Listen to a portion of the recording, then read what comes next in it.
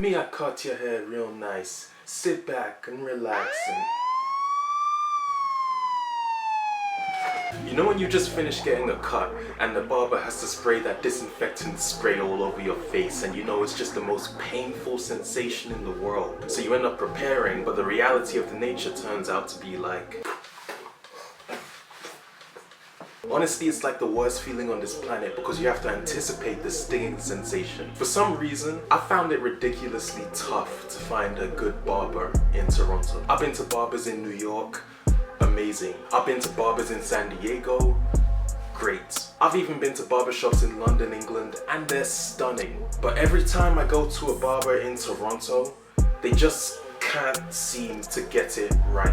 It's important that you know I'm talking about black barbers in particular, and I must say that Toronto black barbers are some of the weirdest barbers I've had to encounter. Some of them don't even clean their own equipment before they cut your hair, so you already know you're getting somebody else's germs and diseases by wanting your own haircut. One time I went to a Toronto barbershop to get my haircut, and prior to my place in line, there was this man getting his haircut, but he had these warts and these bumps all over his head. It looked nasty. The barber was literally cutting through the warts. Everything was just a mess. Like, that stuff was even getting into the clipper. And when it was time to cut my hair, he didn't even clean his tools.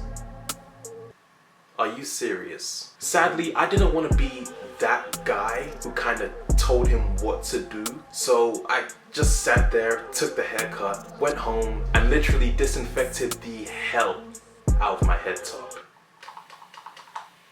Speaking of people telling you what to do, have you ever had a barber literally ask you, should I cut these parts off, man? What should I do with the beard? That was my failed attempt at trying to do a Jamaican accent. My last haircut was just like that. It was quite annoying. I feel like a good barber would not ask those types of questions and would immediately get to cutting hair. The worst thing a barber could ever do to me is fade my beard. Oh my gosh. Leave the beard alone and let it grow. You have people looking homeless with these beard fades, low-key having hair down here and then having no hair here.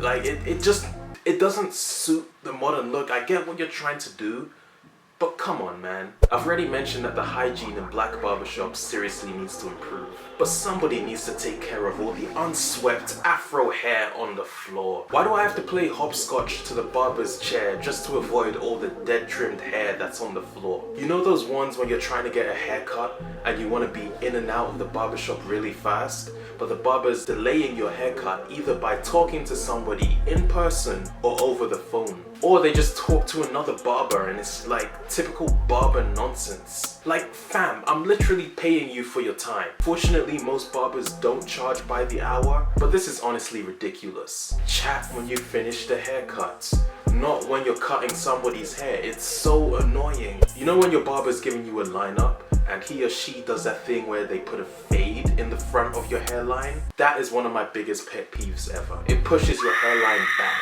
Instant red flag. I don't know if you can tell, but they tried it on mine and I'm just sitting there in the chair like, dude, why you gotta do this to me? Those are some of my pet peeves, my experiences dealing with black barbershops. Honestly, I feel like the situation needs to improve drastically, but let me know what you think about this in the comments below. I really appreciate you guys for watching this video once again. If you know any good barbers in Toronto, let me know as well, because I'm looking for a very good barbershop. And if you're a barber in Toronto watching this, please don't get offended.